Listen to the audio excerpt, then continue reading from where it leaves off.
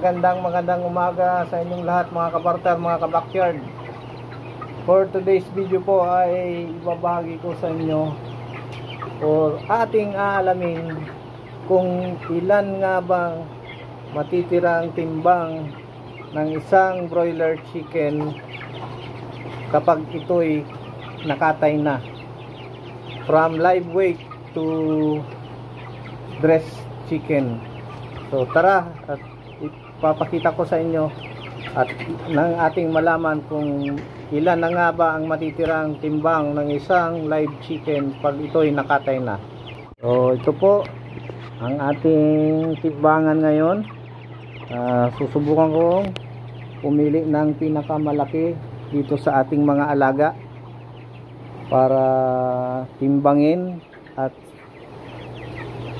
sampulan nating katayin para malaman natin kung ilan nga ba ang matitirang timbang pag ito ay nakatay na. So pipili po ako ng isa. Ayan po mga kabarter, ito po ang aking napili. 1.4 sakto, 1.4 siya. So susubukan natin.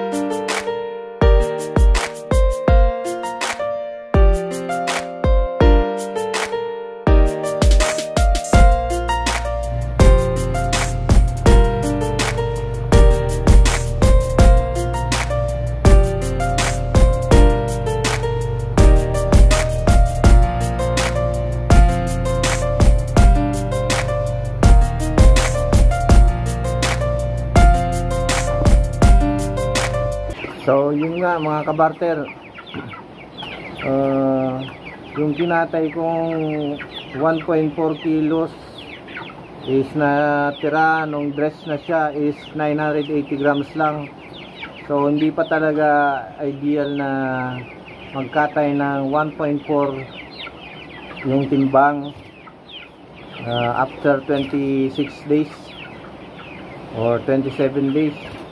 So, kailangan pa natin na magantay kasi ang target ko talaga is 1.8 kilogram bago magkatay. So nagtry lang ako kung pwede na siyang katayin yung yung 1.4 kilos, kung magninet ba siya ng ng 1.1 or 1 point something na kilogram after niyang makatay. So mag-aantay pa po tayo ng more than a week pa bago na tayo mag harvest ng ating mga broiler chickens.